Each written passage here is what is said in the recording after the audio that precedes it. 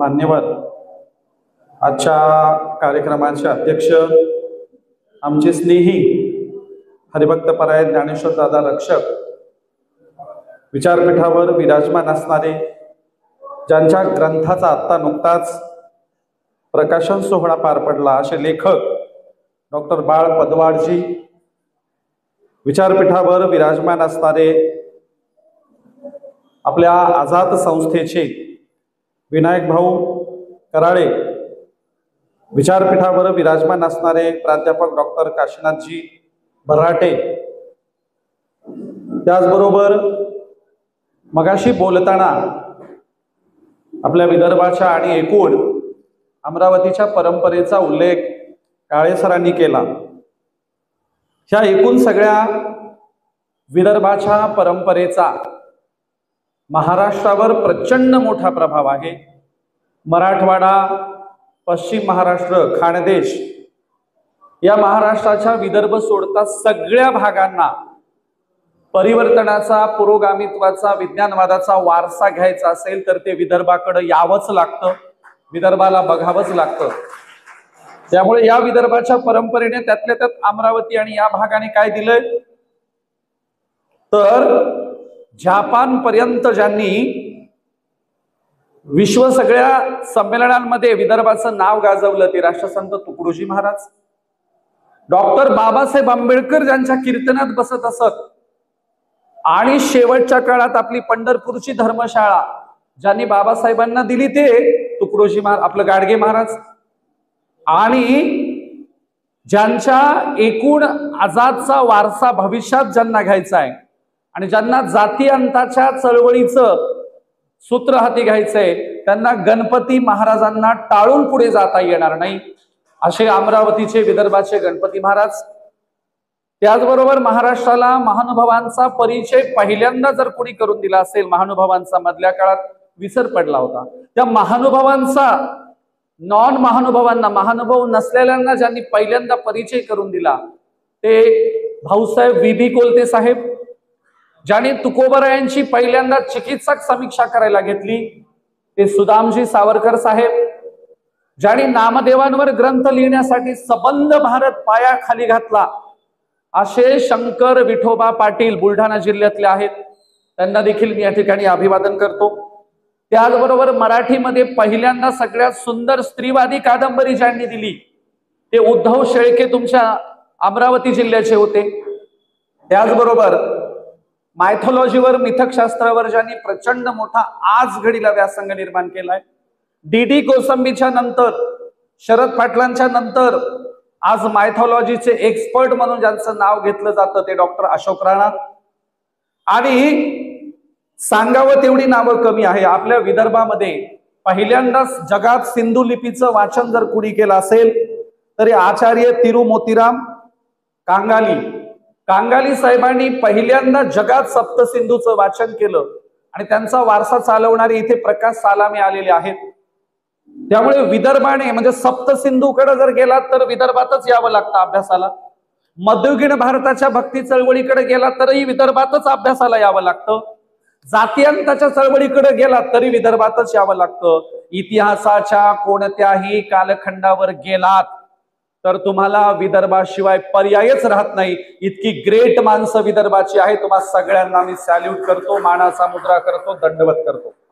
कार्यक्रमाचे या ठिकाणचे आयोजक मंडळ, जे आयोजक मंडळ प्रचंड बहुआयामी, बहुप्रवाही आहे, ज्याच्यामध्ये प्राध्यापक सुरेंद्रजी माणिक, प्रकाशजी माणेकर, मुकुंदजी काळे, सुभाष सावरकर येणार होते, मला वाटतं आलेत की नाही माहिती नाही, या परिसराचे सुभाषजी सावरकर, इंजिनियर प्रकाशजी सालामे, त्यानंतर माझ्यासोबत आलेले आकाशजी जाधव, आणि तुकडोजी महाराजांचा वारसा खऱ्या अर्थाने महाराष्ट्रात सगळीकडे विज्ञानवादाच्या माध्यमातून आणि खऱ्या अर्थाने त्यांचा मूळ विचार जिवंत ठेवण्याचं काम करणारे या भागाचे आमचे रविदादा मानव, आणि आझादच्या सगळ्या महिलांना सगळ्यांना मी पुन्हा जयहरी करतो। पुस्तकाच्या प्रकाशन सोहळ्याच्या निमित्ताने एकूण वारकरी परंपरेचा थोडासा आढावा घेऊ आणि मग गणपती महाराजांच्या एकूण कार्याचा आपण आढावा घेऊ। पहिल्यांदा एक सांगतो, गणपती महाराजांचं कार्य, गणपती महाराजांचा विचार हा वारकरी संप्रदायाला अधिक उंचीवर नेणारा आहे. महाराष्ट्राच्या वारकरी परंपरेत एकमेव गणपती महाराज असे आहेत की त्यांनी थेट आंतरजातीय विवाह सोहळे लावले. नामदेवांच्या पासून तुकोबारायांच्या पर्यंत आणि तुकोबारायांच्या पासून नंतर पुढच्या अलीकडच्या सगळ्या संतांपर्यंत कोणालाही थेट आंतरजातीय विवाह लावण्याचं धाडस करता आलं नाही. संत चळवळीत हे धाडस अगोदर एकाच व्यक्तीने केलं. संत चळवळीमध्ये गणपती महाराजांच्या अगोदर हे धाडस पहिल्यांदा कोणी केलं? जगज्योती महात्मा बसवेश्वरांनी थेट आंतरजातीय विवाह सोहळा लावून दिला. आपल्या अनुभव मंडप मध्ये सगळ्या शरण शरणींना जमा केलं आणि मधुवारस आणि हरळय्या या जोडप्याचं लग्न थेट लावून दिलं. ब्राह्मणाच्या घरातली पोरगी आणि मातंगाच्या घरातला पोरगा यांचं जाहीर लग्न लावून देणारे जगज्योती महात्मा बसवांना होते. त्यानंतर हे धाडस कुणी केल्याचं लेखी नोंदीमध्ये नाही, एखादं कदाचित कुणी केलं असेल, पण अभंगातून, लेखी साहित्यातून, समकालीन साहित्यातून हे धाडस कुणीच केले नाही. ते वारकरी संप्रदायात पहिल्यांदा धाडस केलं असेल तर ते गणपती महाराजांनी. आणि म्हणून त्यांच्या ह्या सगळ्या संस्थेला, त्यांच्या वंशजांना आणि महाराजांच्या कार्यकर्तृत्वाला मी दंडवत करतो. वारकरी संप्रदायातून गणपती महाराजांना जर काढलं तर एक मोठा आक्षेप निर्माण होऊ शकतो. तुमची चळवळ काय सांगायलाच होती का? आचरणात काय आणणार तुम्ही? तुमची चळवळ काय समता सांगायलाच होती का? बंधुभाव सांगायलाच होती का? आणि म्हणून गणपती महाराजांना वारकरी संप्रदायाशी जोडलं तर असं लक्षात येतं नाही, आमची समता सांगायलाही होती आणि गणपती महाराजांच्या रूपाने आचरणात आणायला देखील होती. म्हणून वारकरी संप्रदायाला सर्वाधिक उंचीवर नेणारा आधुनिक भारतातला माणूस जर कोण असेल, संत जर कोण असतील, समाज सुधारक जर कोण असतील तर ते गणपती महाराज. म्हणून गणपती महाराजांना वारकरी संत चळवळीशी जोडलं पाहिजे. त्यांना वारकरी संत चळवळीला अधिक उंचीवर नेणारे म्हणून त्यांची मांडणी झाली पाहिजे आणि त्यांचं व्यक्तिमत्व अधिक उंचीवर जाणार आहे. त्या पद्धतीचे लेखक, साहित्यिक, वक्ते, कीर्तनकार उभे केले पाहिजे. त्यांनी गणपती महाराजांचं कार्य सगळ्यांच्या समोर मांडलं पाहिजे. बघा, ही संतांची चळवळ काय होती, कशासाठी संत पुढे आले? तर झालं असं की आपल्या भारतामध्ये जाती व्यवस्थेचा उगम झाला. हा जाती व्यवस्थेचा उगम बुद्धाच्या नंतर झाला. बुद्धाच्या समोर वर्णव्यवस्था होती. तथागत बुद्धाने वर्णांताची क्रांती केली, वर्णव्यवस्था बुद्धाने संपवली. पण बुद्धाच्या काळात काही जाती गडद होताना दिसतायत. बुद्धाच्या काळात सुनीत नावाचा माणूस भंगी दिसतो, सोपाक दिसतो, चांडाळांचे उल्लेख बुद्धाच्या काळात दिसतात. म्हणून बुद्धाच्या काळात काही जाती निर्माण होताना दिसतात, पूर्ण जाती व्यवस्था निर्माण झालेली नाही. बुद्धाच्या नंतर जाती व्यवस्थाचा उगम होतो, उदयाला येते, निर्माण होते. 6व्या शतकापासून अनेक जाती दिसायला लागतात. 11व्या-12व्या शतकापर्यंत जाती गडद होतात, गडद. माळी ही जात तुम्हाला कुणाच्या काळात? सावता महाराजांच्या काळात माळी जात दिसते. सावता महाराजांनी माळी जातीचा उल्लेख केला नसता तर त्याच्या आधी अमुक अमुक लोकांना माळी म्हणावं असं काही आपल्याकडे नाही. मराठ्यांचे तसंच आहे. रामदेवराव यादवावरून आणि आणखीन थोडस 100 वर्ष मागे गेलात, इसवी सनाच्या 9व्या शतकापर्यंत गेला तर मराठा नावाची, कुणबी नावाची जात तुम्हाला दिसते, नेमकी दिसायला लागते. पण 6व्या, 7व्या, 5व्या, 2ऱ्या, 3ऱ्या शतकात ह्या जातीच नाहीत, महाराष्ट्रातल्या ज्या मोठ्या गडद जाती. आणि म्हणून जाती व्यवस्था 6व्या, 7व्या शतकानंतर गडद व्हायला लागते आणि 12व्या शतकात परिपूर्ण लक्षणांनी जाती व्यवस्था युक्त होते, दिसते. जाती व्यवस्थेची लक्षणं काय? जातवार वस्त्या, जातीतच रोटी व्यवहार, बेटी व्यवहार. अजून काय आहे? जन्मसिद्ध जात, याच्या घरात जन्माला आला की तो त्या जातीचा. अशी 6 लक्षणं जातीचे. 6 लक्षणं कोण्या काळात पूर्ण गडद होतात? 11व्या-12व्या शतकात. अशा काळामध्ये या जाती व्यवस्थेशी 2चे 4 हात करण्यासाठी सगळे संत आपापली प्रतीक घेऊन पुढे येतात आणि कार्य करू लागतात. म्हणून कर्नाटकाच्या, महाराष्ट्राच्या बाउंड्रीवर सोलापूर, मंगळवेढा आणि पूर्ण कर्नाटक, या कर्नाटकाच्या, महाराष्ट्राच्या बाउंड्रीवर जगज्योती लिंगायत धर्माची घोषणा करतात आणि सांगतात देहातच लिंग असतं, कायकवे कैलास, शरीरच कैलास असतं असं सांगतात. आणि 18 पगड जातीच्या लोकांना एकत्र गोळा करतात आणि 18 पगड जातीच्या लोकांना गोळा करून जी समिती बनवतात त्याला नाव देतात अनुभव मंडप. अनुभव मंडपची स्थापना कोणी केली? जगज्योती बसवांनांनी. अनुभव मंडप मध्ये अशी एकही जात नाही. किती जातीचे लोक घेतले? 770 जातीचे शरण घेतले, ज्याच्यामध्ये स्त्रिया देखील आहेत. 770 बुरुड असतील, कैकाडी असतील, मातंग असतील, ढोर असतील, चर्मकार असतील, सगळ्या जातीचे लोक बसवांनांनी अनुभव मंडप मध्ये घेतले. आणि या अनुभव मंडपचे पहिले आचार्य होते आलम प्रभू. या अनुभव मंडपच्या दुसऱ्या अध्यक्षा कुणाला केल्या? अक्क महादेवी नावाची एक स्त्री केली, जिच्या अंगावर इंचभर सुद्धा वस्त्र नाही, निर्वस्त्र राहणारी, केसांनी शरीर झाकणाऱ्या अक्क महादेवी अनुभव मंडपच्या दुसऱ्या आचार्या केल्या आणि वचनांची निर्मिती करायला घेतली. आणि मग ही वचनं कशी होती? जशी गणपती महाराजांचे अभंग आहेत, ज्योतिराव फुलेंचे अखंड आहेत, नामदेव तुकोबारायांचे अभंग आहेत आणि चक्रधर स्वामींच्या लीळा आहेत, लीळा किंवा सूत्रपाठ आहे, त्याचप्रमाणे वचनं लिहिली गेली.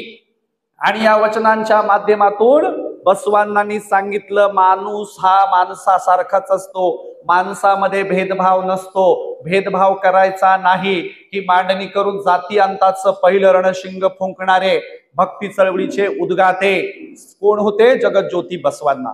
बसवांनांचं एक वचन सांगतो, पुढे येतो. बसवांना म्हणतात, नदी किनाऱ्यावरून चिखलातून जाताना पक्षाच्या पावलांचे ठसे पडतात, पक्ष्यांच्या, पण पक्ष्यांच्या पावलांच्या ठशावरून पक्षी कोण्या जातीचा आहे, कावळा आहे का बगळा आहे, असं नेमकं सांगता येणार नाही. त्याच नदी किनाऱ्यावरून चिखलातून प्राणी जातात, त्या प्राण्यांच्या ठशावरून वाघ आहे का बिबट्या वाघ आहे का वाघामध्ये अजून कोणता प्रकार आहे का सिंह आहे, असं नेमकेपणाने सांगता येत नाही. प्राण्यांच्या ठशावरून कोणता प्राणी आहे सांगता येणार नाही, पक्ष्यांच्या ठशावरून नेमका कोणत्या जातीचा पक्षी आहे सांगता येणार नाही. माणसांच्याही पावलांच्या ठशावरून हा माणूस कोणत्या जातीचा आहे हे जर सांगता येत नसेल तर जाती व्यवस्था गौण आहे, ती मानली नाही पाहिजे, असं बसवांनांनी वचन लिहिलं. वचन आणि वचनातून सांगितलं सगळे समान असतात. असं वचन का लिहिलं? कारण त्यावेळेला ब्लड ग्रुप नव्हते टेस्ट करायला, नाही तर बसवांना म्हणले असते सगळ्यांना एकत्रानं एकेकाचं ब्लड ग्रुप टेस्ट करून सांगू. विज्ञानाचा विकास झाला नव्हता तरी देखील तर्काच्या आधारे, भौतिक परिस्थितीच्या आधारे आपले सगळे संत जाती व्यवस्था नाकारत होतात. आता बसवांना जाती व्यवस्था नाकारतात म्हणून काय सत्कार झाला असेल का त्यांचा? जगज्योती बसवांनांच्या विरोधात ब्राह्मण खवळले. ब्राह्मणांनी राजाकडे कागाळ्या कुचाळक्या केल्या, बिदरच्या राजाला भडकवून दिलं आणि सगळ्या ब्राह्मणांनी 770 शरणांना सापडतील तिथे कत्तली केल्या. प्रचंड कत्तली झाल्या, सगळ्या शरणांना हत्या केलं, सगळ्या शरणांच्या 770 शरणांच्या कत्तली झाल्या. काहींनी वचन पुरून ठेवली, काहीनं भितडामध्ये पुरून ठेवली, काही ग्रहस्थी माणसांकडे भुजपत्रावर दिलेली वचनं होती, लोकांनी आडामध्ये विहिरीमध्ये अशी कुठेतरी कपारीला पुरून ठेवली. इंग्रजांच्या काळात ती वचनं वर आली आणि मग छापली गेली. इंग्रज येईपर्यंत एकही वचन तोंडाने सुद्धा उच्चारता येत नव्हतं, एवढी कर्नाटकाच्या ब्राह्मणांची दहशत होते. म्हणून पुढे काय झालं? गुजरात मधून सर्वज्ञ श्री चक्रधर स्वामी फिरत फिरत महाराष्ट्रात आले, या भूमीवर आले, इथे तपश्चर्या केली. विदर्भामध्ये योगिनी मुक्ताबाईंना भेटले आणि पहिल्यांदा पारध्याच्या माणसांना, ससा पकडणाऱ्या पारध्याच्या माणसांना दीक्षा दिली. कुणी? सर्वज्ञ श्री चक्रधर स्वामींनी. आणि म्हणाले सगळे सारखे असतात, आमच्या धर्मात जात धर्म पंथ भेद आम्ही बघणार नाही. पारध्याला दीक्षा दिली, मातंगाला दीक्षा दिली, चर्मकाराला दीक्षा दिली. सगळ्या जातीचे लोक आपल्या प्रतिती परधर्मामध्ये घेतले आणि चक्रधर स्वामींनी घोषणा केली, आमचा धर्म परधर्म प्रतिती धर्म आहे.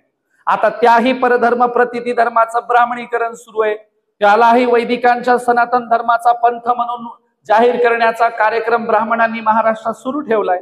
आणि म्हणून चक्रधर स्वामींनी सांगितलं, माझ्या धर्मात ज्याला यायचंय त्याच्यासाठी 3 गोष्टी आहेत. गणपती महाराजांकडे काय होतं? लिहून द्या बॉन्डवर, जात लावणार नाही. मग गणपती महाराजांचं काय अट होती? तर जात लावणार नसाल तर आमच्या पंथात यायचं, जाती भेद करणार नसाल तर यायचं. चक्रधर स्वामींनी सुद्धा 3 अटी ठेवल्या. 3 अटी कुठल्या? ज्याला माझ्या प्रतिती परधर्मात यायचंय त्यांनी पहिल्यांदा काय केलं पाहिजे? अस्पृश्य वस्तीतून धर्मदिंडी काढली पाहिजे, भिक्षा मागितली पाहिजे. भिक्षा जरा शब्द आपल्याला सोबर वाटतो म्हणून आपण वापरतो भिक्षा, खरं तर त्याचा अर्थ होतो भीक मागितली पाहिजे. भीक कुठे मागायची? भीक अस्पृश्याच्या गल्लीत, अरे जे लोक अस्पृश्यांच्या प्रती भेदभाव करतात, जे लोक अस्पृश्यांना वाईट नजरेनं बघतात, त्यांच्याबद्दल किळस करतात, किळस, आमची पहिली अट त्यांच्याच गल्लीमध्ये जाऊन त्यांच्याच अंगणात राहून ते पात्रात टाकतील ते दिलेलं दान, दिलेली भिक्षा भाकरी तुम्ही खायची, तरच माझ्या परधर्मात येता येईल, अन्यथा नाही. चक्रधर स्वामींचा पहिला अट, अस्पृश्य वस्तीतून भिक्षा मागून खायची. कशी खायची? एक श्रीमंत अस्पृश्याचं घर, मग जरा श्रीमंत, मग थोडस कमी श्रीमंत, असं न बघता सलग 10 घरं भिक्षा मागून खायची, सलग 10 घरं. दुसरी काय अट ठेवली चक्रधर स्वामींनी? शेंडी जानव्याचा त्याग करायचा, नाही तर येसाल आमच्या परधर्मात.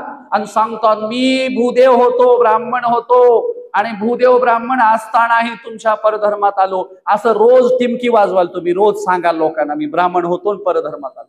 चक्रधर स्वामी म्हणले पहिल्या उपाध्यांचा त्याग केला पाहिजे, पहिल्या उपाध्या आहेत ना त्याचा त्याग केला पाहिजे. त्यासाठी दुसरी अट, शेणी जानव्याचा त्याग केल्याशिवाय महानुभाव परधर्मात येता येणार नाही, दुसरी अट.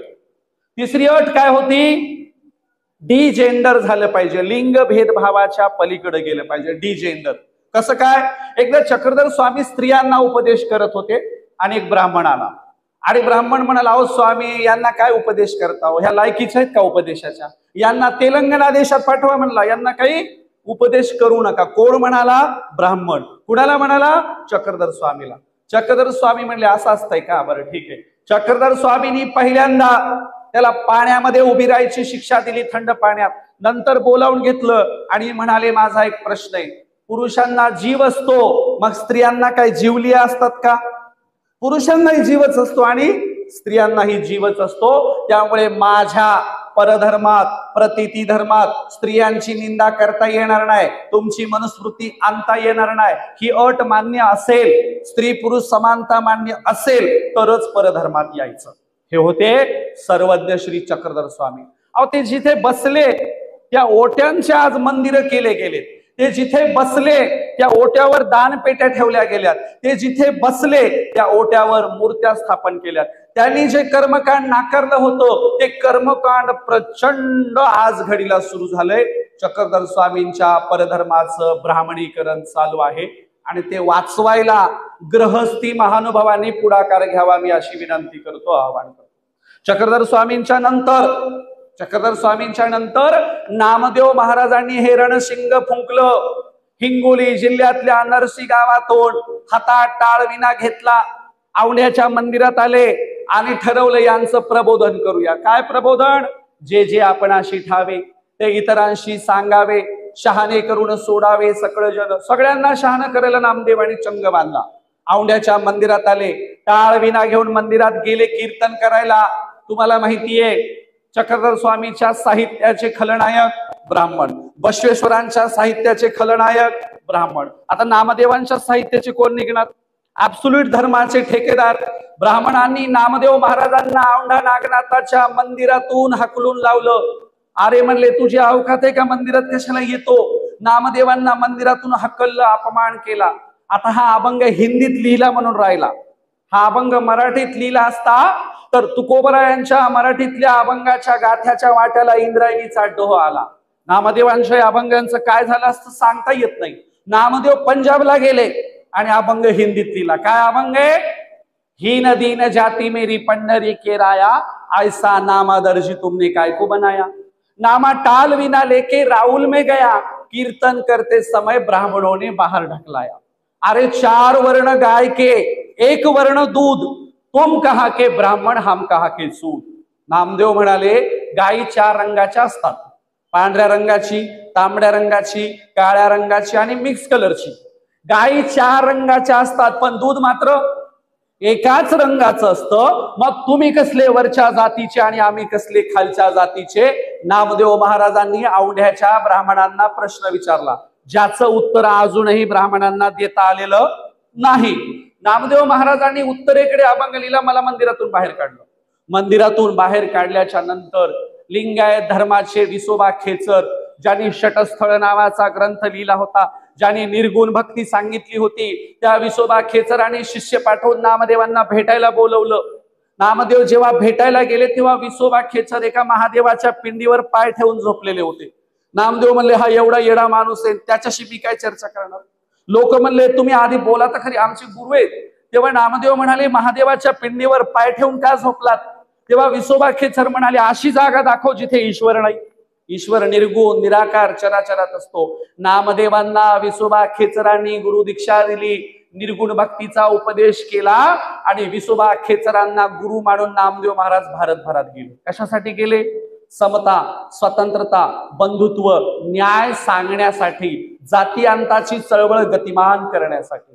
त्या नामदेव महाराजांच्या संत मंडळात, काही लोकांना माहित नाही म्हणून सांगतो, त्या नामदेव महाराजांच्या संत मंडळात संत ज्ञानेश्वर महाराज आणि त्यांचे 4 भावंड उशिरा आले, शेवटच्या काळात आले. त्यामुळे भागवत धर्माचा पाया नामदेव महाराजांनीच घातला. वारकरी संप्रदायाचे संस्थापक नामदेव महाराजच आहेत हे मान्य केलं पाहिजे, तर आम्हाला पुढे जाता येईल. त्याचे 2 प्रमाण सांगतो. तुकोबराय म्हणतात शिंपियाचा पोर एक खेडिया नामा, तेने विठ्ठल बसवंत केला रे.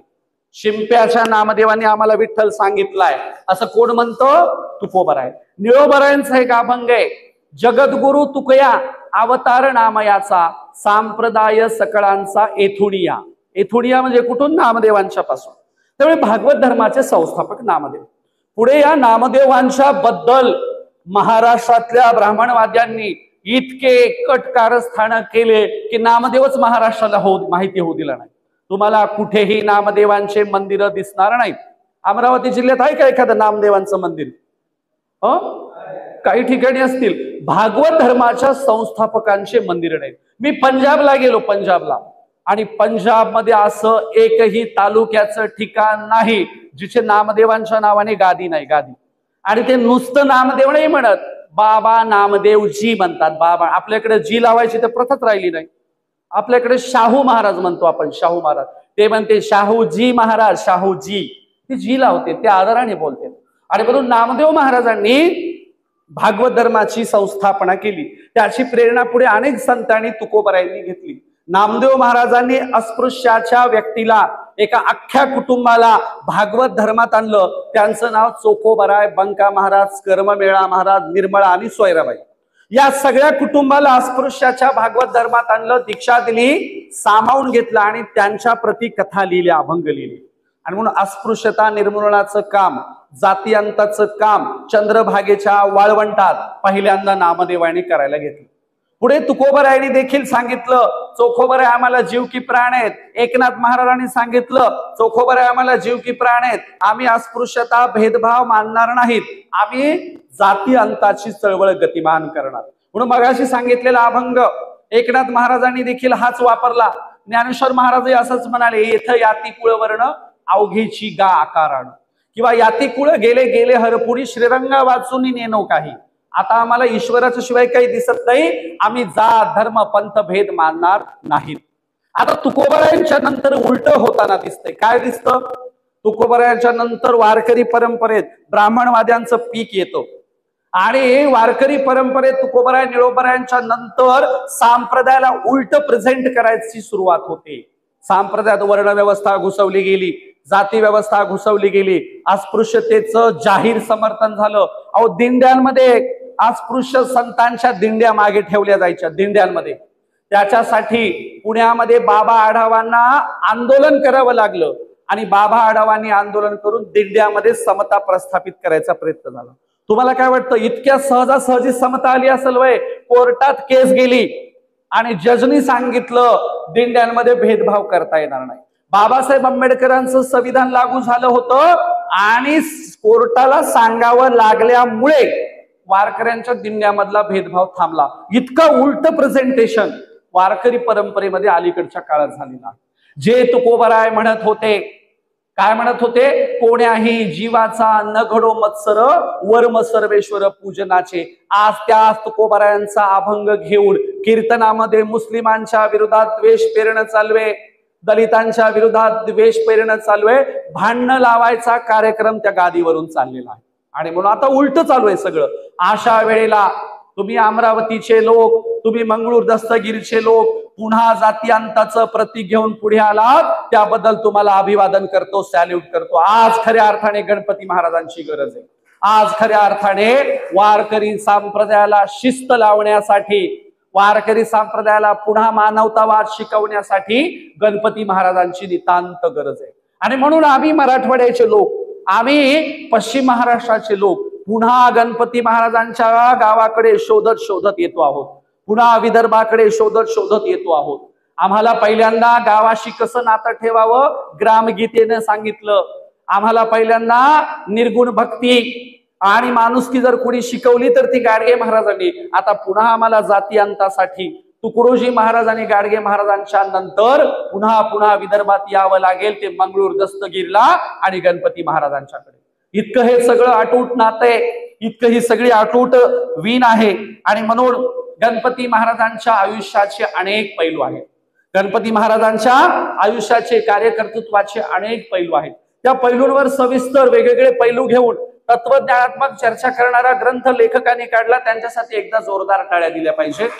या ग्रंथामध्ये त्यांचं अंधश्रद्धा निर्मूलनाचं काम, त्यांचं जातीअंताचं काम, त्यांचं मिश्र विवाहाचं काम, त्यांचं संपूर्ण कार्याचा अभंगांच्या द्वारे अभंगांचे पुरावे देऊन लेखकांनी आढावा घेतलेला आहे. अत्यंत सुंदर, सरळ, साध्या, सोप्या भाषेत सगळ्यांना कळेल असं पुस्तक आहे. आणि माझी सगळ्यांना विनंती, अजून 10-12 लेखक तयार करा. अजून 10-12 लेखकांनी गणपती महाराजांवर लिहिलं पाहिजे. मला आणखीन आता मगाशी त्यांचा एक पैलू कळला. गणपती महाराजांना गोंड भाषा यायची, गोंडी भाषा यायची, आणि गोंडी भाषेत सुद्धा त्यांचे अभंग आहेत. विचार करा.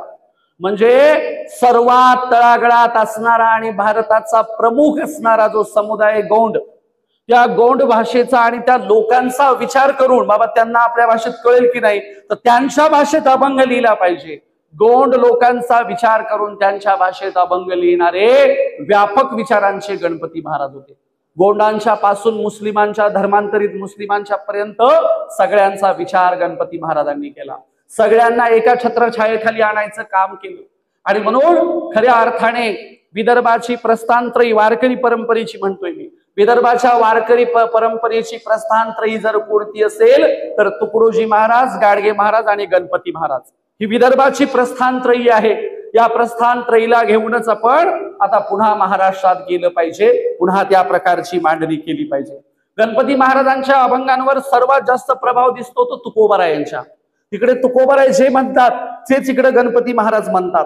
आणि म्हणून गणपती महाराजांनी एक अभंग केलाय, माय किंवा बाप कोणी असो बापा, आम्ही सांगो सोपा मार्ग तया. तुकोबाराय सुद्धा म्हणाले, मार्ग दावणी गेले आधी दयानिधी संतते, तेनेची पंथे चालू जाता न पडे गुंता कोठे काही, किंवा उजळावया आलो वाटा खरा खोटा निवाडा. तुकोबारायांच्या अनेक अभंगांचा प्रभाव, तुकोबारायांच्या अनेक भाषेचा प्रभाव गणपती महाराजांच्या भाषेवर दिसतो. म्हणून अभंगाची भाषा तुम्हाला आश्चर्य वाटेल, गणपती महाराजांच्या अभंगाची भाषा वऱ्हाडी नाही, विदर्भाची भाषा नाही. गणपती महाराजांच्या अभंगाची भाषा आमच्या मराठवाड्याची भाषा आहे. गणपती महाराजांचे अभंग वाचताना मला थोडंही अडचण गेली नाही, अवघड वाटलं नाही, काहीच नाही.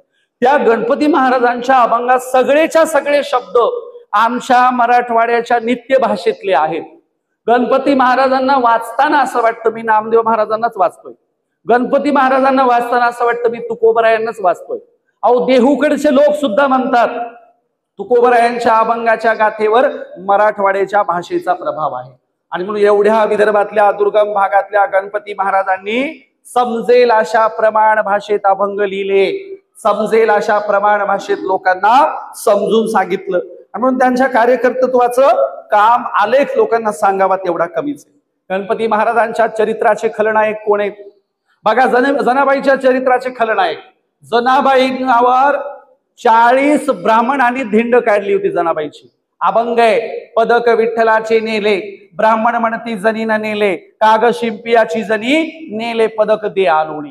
ब्राह्मणांनी जनाबाईवर चोळीचा आळ घातला. कुठला? विठ्ठलाचं पदक चोरल्याचा. बरं, गेल्यावर जनाबाईला समजून सांगावं, घराची झडती घ्यावी, थोडस काहीतरी बोलावं, निघून यावं, जमणार नाही. काय केलं? जनाबाईच्या घरात लाठ्या काठ्या घेऊन 40 ब्राह्मण घुसले, जनाबाईला रस्त्यावर आणलं, जनाबाईची धिंड काढली, चंद्रभागेच्या वाळवंटात सुळावर द्यायचा प्रयत्न केला 40 ब्राह्मणांनी. आणि म्हणून जनाबाईच्या चरित्राचे खलनायक ब्राह्मण. चोखोबरायांना बैलगाडीला जुंपलं, चोखोबरायांना पंढरपूरच्या पलीकडे हाकलून दिलं, चंद्रभागेच्या पलीकडं. सांगितलं खबरदार, जर चोखा मेळा पंढरपूरच्या दारात परत येऊन उभा राहिलास तर. संत म्हणाले चोखोबा नका येऊ देऊ तुम्हाला विठ्ठलाच्या दारात, आम्ही तुमच्या दारात येऊ. सगळे संत चंद्रभागेच्या पलीकडे चोखोबरायांना भेटायला जायचे. चोखोबरायांच्या चरित्राचे खलनायक ब्राह्मण. पुढे तुकोबरायांच्या अंगावर उकळतं पाणी टाकलं, तुकोबरायांना गावातून हाकलून द्यायचा प्रयत्न झाला, तुकोबरायांचा गाथा बुडवायला लावला. रामेश्वर भट्ट, सालोमालो, मुंबाजी हे सगळे लोक तुम्हाला सांगायची गरज आहे. तुकोबरायांच्या चरित्राचे खलनायक ब्राह्मण. कोणताही संत घ्या, कोणताही संत. गणपती महाराजांच्या काळात ब्राह्मणवाद्यांनीच पहिल्यांदा जर गणपती महाराजांची बदनामी केली असेल तर तो आजाद शब्द वापरून. आमच्या मराठवाड्यामध्ये लहान लेकरू आगावपणा करत असेल, लहान लेकरू, तर त्याला आजात आहे म्हणते, पोरगले आजाद झाले म्हणते. आमच्या मराठवाड्याला आजात नावाची शिवी कुणी जर सांगितली असेल, आम्हाला तर माहित नव्हतं, आम्ही खेड्यातले लोक आहेत. आमच्या मराठवाड्यात आजात नावाची शिवी रूढ करायचं श्रेय ब्राह्मणांना जातं. गणपती महाराजांचं विकृतीकरण, गणपती महाराजांच्या आजाद शब्दाचं विकृतीकरण जर कुणी केलं असेल तर ते ब्राह्मणांनी आणि ब्राह्मणवाद्यांनी केलेलं आहे. म्हणून आमचे संत ब्राह्मणांच्या विरोधात नव्हते, हे माझं मत ठाम आहे. आमचे संत ब्राह्मणांच्या विरोधात नव्हते, पण ब्राह्मण आमच्या संतांशी कसे वागले हा प्रश्न माझा तुम्हाला आहे. ब्राह्मण संतांशी कसे वागले? अहो, ब्राह्मणांच्या घरात जन्माला आलेल्या ज्ञानेश्वरांना, छोट्याशा लेकरांना, ब्राह्मणांच्या घरात जन्माला आलेल्या 4 लेकरांना उपाशी मारायची वेळ आली होती. सुतार समाजाचे भोजलिंग काका गावात गेले आळंदीमध्ये आणि म्हणले कोण आहे रे त्या लेकरांच्या वाट्याला जातो. एका सुतार समाजाच्या भोजलिंग काकांनी 4 लेकरांना स्वतःच्या घरी नेलं. विचारलं, 4 दिवस झाले लेकर उपाशी होते, आता डायरेक्ट खायला द्यावं तर लेकरांना पचायचं नाही, मुरमुरे खायला दिले, मुरमुरे. आणि आजही त्या भागामध्ये मुरमुऱ्याचा प्रसाद दिला जातो. आजही आळंदीमध्ये तुम्हाला चित्र पाहायला मिळतं, भोजलिंग काकाच्या अंगा खांद्यावर हे 4 भावंड खेळतायत, लहान लेकरे. अहो, लहान लेकरांनी तुमचं काय बिघडवलं होतं? त्या 4 लेकरांना अन्न पाण्याला महाग करून फुटकं सुद्धा खापर न देणारे ब्राह्मण लोक होते. आणि म्हणून भोजलिंग काकांनी नामदेवांची भेट घालून दिली आणि भोजलिंग काकांनी नामदेवांना सांगितलं, अहो नामदेव, शिंप्याचं, कुणब्याचं, तेल्या तांबोळ्याचं काय घेऊन बसल्यात? हे ब्राह्मणांचे लेकरे, यांनाच आळंदीत खायला देत नाही तर तुमचं कुठे घेऊन बसला? नामदेवांनी कीर्तनात उभं केलं ज्ञानोबरायणाने 4ही भावंडांना. आणि नामदेवांनी सांगितलं की आता आजपासून तुम्ही आमच्या वारकऱ्यांच्या संत मंडळात यायचं. वारकऱ्यांच्या संत मंडळात 4ही भावंडांना घेतलं. उत्तरेकडच्या दौऱ्यावर नामदेव सोबत होते. नामदेव ज्ञानेश्वर महाराजांची वैचारिक चर्चा झाली आणि मग नाथ संप्रदायाची विचारधारा चालवणारे ज्ञानेश्वर महाराज नामदेवरायांच्या भक्ती संप्रदायामध्ये विलीन झाले. विलीन नाथ संप्रदाय कुठे विलीन केला? भक्ती संप्रदायामध्ये. पण हे पश्चिम महाराष्ट्रातल्या लोकांना सांगायचं नाही, हे लपवून ठेवायचंय. त्याच्यामध्ये अनेकांची नावं घेता येतील, त्यांना हे सगळं लपवून ठेवायचं, श्रेय नामदेवांना जाऊ नये असं त्यांना वाटतं. आणि म्हणून वारकरी परंपरा, एकूण सगळे संत यांना जर या देशात त्रास कोणी दिला असेल तर तो ब्राह्मण आहे. गणपती महाराजांच्या पर्यंत हा त्रास सुरू राहिला. का राहिला? त्याचं कारण काय आहे? कारण जाती व्यवस्था जर संपली, सगळे जर समान झाले तर आम्हाला कष्ट करावे लागतील, आम्हाला काम करावं लागेल, आमचं फुकट खाण्याचं बंद होईल ना. म्हणून वर्ण व्यवस्थेत वरचा वर्ण ब्राह्मणच, जाती व्यवस्थेत वरची जात सुद्धा ब्राह्मणच. कुठे गेले तर सगळे वर हेच. श्लोक काय लिहिलं माहिती का? एक श्लोक आहे, देवाधीनम जगत सर्वम, ते देव मंत्राधीनम, मंत्र ब्राह्मणाधीनम, ब्राह्मण मम देवता. अख्खं जग कुणाच्या अधीन असतं? देवाच्या. अख्खं जग देवाच्या अधीन असतं आणि देव हे मंत्रांच्या अधीन असतात आणि मंत्र हे ब्राह्मणांच्या अधीन असतात. म्हणून ब्राह्मणालाच देव मानलं पाहिजे, अशा प्रकारच्या धर्मग्रंथातून लिहिलं. संत म्हणाले, हे शहाणपणा आम्हाला सांगू नका, आमचं आणि देवाचं डायरेक्ट नातं असतं, आम्ही आमच्या देवाशी डायरेक्ट संवाद करणार. आणि म्हणून एकाही संताने संस्कृत मध्ये अभंग लिहिला नाही. गणपती महाराजांचा एखादा अभंग आहे का संस्कृत मध्ये? गणपती महाराजांनी गोंड भाषेत अभंग लिहिला पण संस्कृत मध्ये नाही लिहिला. तुकोबरायांनी हिंदी भाषेत अभंग लिहिला. मुसलमानांची, यवनांची उर्दू वापरली. एकनाथ महाराज तुकोबराय, एवढंच काय, नामदेव महाराज मुसलमानांची परकीयांची उर्दू हिंदी वापरली, पण संस्कृत मध्ये एकही अभंग संतांनी लिहिला नाही. नामदेवांच्या पासून गणपती महाराजांच्या पर्यंत एकाही संताने संस्कृत मध्ये अभंग लिहिला नाही. त्याचं कारण आहे, देवाला आमची मराठी कळत नाही का? देवाला संस्कृतच कळते का? आम्ही आमच्या देवाला आमच्या वाकड्या तिकड्या मराठीत बोलू ना. संतांनी मराठीत अभंग लिहिले. एकनाथ महाराज म्हणाले, संस्कृत जर देवभाषा आहे तर मराठी काय चोराखाली गेलती का? मराठी काय भूताखाली गेलती का? एकनाथ महाराजांचा प्रश्न आहे. आणि म्हणून संतांनी मध्यस्थे दलाल कट करून टाकले. आमच्या देवाला दलाल नसतात, मध्यस्थ नसतात, आमच्या देवाचं डायरेक्ट नातं असतं. वैदिक ब्राह्मणी व्यवस्था म्हणायची स्त्रियांना स्वातंत्र्याचा अधिकार नाही, न स्त्री स्वातंत्र्य मरहती. नामदेवांच्या पासून गणपती महाराजांपर्यंत अभंगात वारंवार स्त्रियांचा उल्लेख केला. स्त्रियांना बरोबरीचा अधिकार दिलं. नामदेवांच्या भागवत धर्माची पहिली विनेकरी जनाबाई होती. बघा, भागवत धर्माची पहिली दीक्षा नामदेवांनी कुणाला दिली? जनाबाईला दिली, पहिली विनेकरी.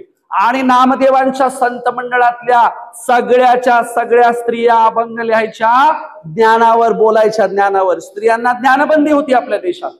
नामदेवांच्या संत मंडळातल्या आणि विशेषतः स्वतःच्या घरातल्या 4 सुना, बायको आणि आई, म्हणजे आई बायको ह्या दोघी आणि 4 सुना, 6 स्त्रिया अभंग लिहित होत्या नामदेवांच्या घरातल्या. चोखामेळ्याच्या घरातल्या 2 स्त्रिया अभंग लिहायच्या, चोखोबरायांची स्वतःची बहीण आणि चोखोबरायांची स्वतःची बायको. संतांनी स्त्रियांना अभंग लिहायला लावले. संतांनी स्त्रियांच्या हातात विना दिला. म्हणून तुम्हाला गणपती महाराजांच्या भजनामध्ये सुद्धा बरोबरीला टाळ घेताना स्त्रिया दिसतात, बरोबरीला अभंग म्हणताना स्त्रिया दिसतात. अशा पद्धतीने नामदेवांच्या पासूनचा स्त्री समतेचा विचार गणपती महाराजांच्या पर्यंत आलेला आहे आणि तो आपल्याला पुढे चालवायचा आहे. अहो, मधल्या काळात मी गोदावरी ताईंना भेटायला गेलो. गोदावरी ताई मुंडे माहिती असतील तुम्हाला. गोदावरी ताईंनी वारकरी परंपरेची भजनं म्हणून एकेकाळी महाराष्ट्र गाजवला. गंगाखेडला गोदावरी ताईंना भेटायला गेलो, कारण एका मुलाखतीत उल्लेख होता, गोदावरी ताईंना एका मोठ्या फडकऱ्याच्या घराने भरलेल्या कीर्तनात अपमान करून टाळका घेतला म्हणून खाली बसवलं होतं. मी गोदावरी ताईंना विचारायला गेलो, खरंय का? ते म्हणाले, खरंय, पण मला त्याचं काही दुःख वाटलं नाही, पण मला वाटतं आता इतर स्त्रियांच्या वाट्याला असं येऊ नये.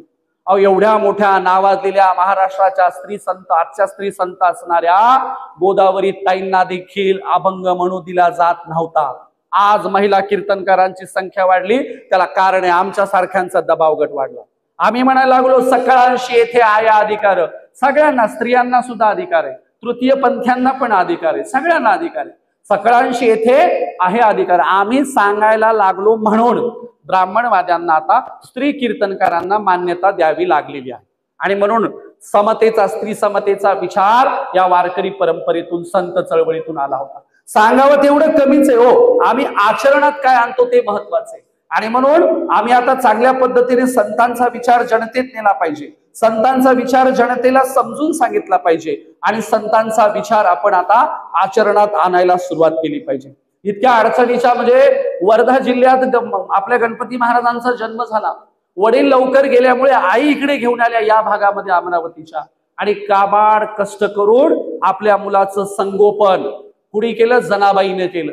आणि म्हणून त्यांच्या आई जनाबाई आणि वडील विठोबा यांचं इथे नाव घेणं, त्यांचा उल्लेख करणं फार गरजेचं वाटतं. कारण इतके संस्कारी आई वडील असल्याशिवाय गणपती महाराजांच्या सारखं अपत्य जन्माला येणं किंवा ते घडणं शक्य दिसत नाही. म्हणून विदर्भाची मातीच समतेची, बंधुभावाची, एकोप्याची आणि चांगले संस्कार करणारी आहे. आणि म्हणून या सगळ्या संस्कारातून आपल्या आजूबाजूला पावला पावलावर हे सगळे संत दिसतात. आणि म्हणून पुढे तुकडोजी महाराजांचा विचार चालवताना तुम्हाला गीताचार्य तुकाराम दादांचं नाव घ्यावं लागतं, तसं गणपती महाराजांचा विचार पुढे चालवताना पंढरीनाथ निमकर गुरुजींचं नाव घ्यावंच लागतं. इतका हा सगळा अटूट धागा, इतकं नातं आहे. म्हणून निमकर गुरुजींनी पुन्हा गणपती महाराजांच्या सारखा त्रास सहन करून, लोकांची अवहेलना, लोकांचा अपमान सहन करून निमकर गुरुजींनी हे कार्य चालू ठेवलं. अनेक लोकांना भेटले, राज्यकर्त्यांना भेटले, अनेक वेळा निवेदन दिले, आझादचा प्रश्न ऐरणीवर आणला, आझादवाल्यांचं काय करायचं ही चर्चा घडून आणली. आणि मग महाराष्ट्राच्या अनेक राजकारण्यांना कळायला लागलं, अमरावती जिल्ह्यात अशी एक मोठी संख्या आहे, ते लोक जात मानत नाहीत. आणि म्हणून मी तुमचं अभिनंदन करतो. पहिल्यांदा मला हे सांगायचंय, जे लोक टिंगल टवाळी करतात त्यांना तुम्ही 2चे 4 हात वैचारिक करायला पुढे या. मी एका ह्याच्यात बघितलं, एक पश्चिम महाराष्ट्रातला लेखक साहित्यिक म्हणतो, आता मी त्याचं नाव घेत नाही तेव्हा तेवढ्या लायकीचा नाही, पश्चिम महाराष्ट्रातला एक लेखक साहित्यिक म्हणतो, शेवटी जात न मानणाऱ्यांचं काय झालं तर जात न मानणाऱ्यांचीच एक जात होते. त्यांचं काय म्हणणं आहे, कशाला जाती अंत करायला जाता, कशाला जात न मानण्याच्या मार्गाला जाता, अहो जात न मानणाऱ्यांची जात होते की, असं ते टिंगल टवाळीत म्हणाले एका कार्यक्रमात. मी म्हणालो ठीक आहे ना, जात न मानणाऱ्यांची अजात झाली असेल, अरे पण जात न मानण्याच्या रस्त्याने 4 पावलं सुद्धा टाकल्याबद्दल अभिनंदन करणार की नाही, त्यांची दखल घेणार की नाही. जात न मानायचा उपक्रम सुरू केल्याबद्दल तुम्हाला त्यांची दखल घ्यावीच लागेल. आणि म्हणून ज्यांना जाती व्यवस्थेचं समर्थन करायचंय का, ते काय म्हणतात माहितीये का, अहो जात नाही ती जात, म्हणजे जी जात नाही ती जात. कोण म्हणलं जात नाही, कोणी सांगितलं, यावर माझ्याकडे जात कशी जाती मी शिकवतो. 100% जाती अंत करता येतो, जात डोक्यातून जाते. ते गणपती महाराजांनी त्या काळात करून दाखवलं होतं, येणाऱ्या काळात आम्ही तुम्हाला करून दाखवू. आणि म्हणून प्रचारक म्हणून आज तुम्हाला घोषणा करतो, प्रचारक म्हणून आज तुमच्या समोर घोषणा करतो, सबंध आयुष्यभर गणपती महाराजांच्या फडाचं नाव लावून मी जाती अंताची चळवळ महाराष्ट्रभरात गतिमान करणार आहे. आम्ही चालवतो जाती अंताची चळवळ. माणसाला डी कास्ट होता येतं, डी क्लास होता येतं, डी जेंडर होता येतं. कोण म्हणलं जात नाही, जात असते. केरळामध्ये 1.5 लाख विद्यार्थ्यांनी, केरळामध्ये एकाच वेळेला 1.5 लाख विद्यार्थ्यांनी जात लावायला नकार दिलेला आहे. केरळातले विद्यार्थी जात लावत नाहीत. दक्षिण भारतात आडनाव सुद्धा लावत नाहीत. आपल्यापेक्षा पुढारलेला केरळ आणि दक्षिण भारत आहे. त्यामुळं बिनधास या संप्रदायात या, आझादचा संप्रदाय वाढवा, आनंदाने अभिमानाने सांगा आम्ही आझादवाले लोक आहोत, जात न मानणारे लोक आहोत. आनंदाने अभिमानाने सांगा तुमच्या सगळ्यांच्या अगोदर आमच्या पूर्वजांनी जाती अंतासाठी पावलं टाकले. अभिमानाने आनंदाने सांगा येणारा काळ जाती अंताचाच असेल, येणारा काळ गणपती महाराजांचाच असेल. आणि येणाऱ्या काळात महाराष्ट्रात सगळ्यात वाढलेला जर कोणता संप्रदाय असेल तर तो आझादवाल्यांचा संप्रदाय असेल. आणि म्हणून हे बघायला गणपती महाराज पाहिजे होते. आज घडीला त्यांच्या विचारांच्या प्रति लोक विचार करायला लागले.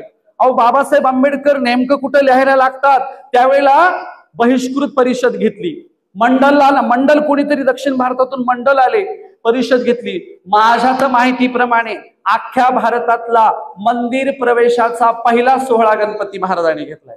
त्याच्या अगोदर अस्पृश्यतेच्या विरोधात मंदिर सोहळा झाल्याचे कार्यक्रम काही दिसत नाहीत. त्यानंतर कुठला काळाराम मंदिराचा सत्याग्रह आपल्याला विचारात घ्यावा लागेल, त्यानंतर बाकीचे सत्याग्रह विचारात घ्यावे लागतील.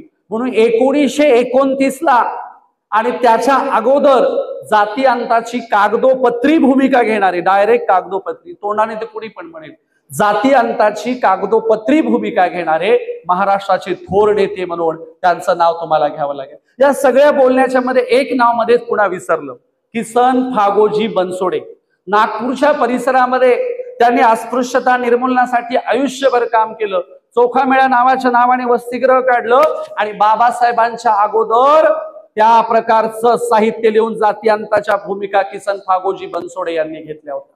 आणि म्हणून सगळ्या गोष्टीचं, महाराष्ट्राच्या सगळ्या गोष्टीचं प्रारंभिक आणि प्रथमचं जर श्रेय कोणाला द्यावं लागेल तर ते विदर्भाला द्यावं लागेल.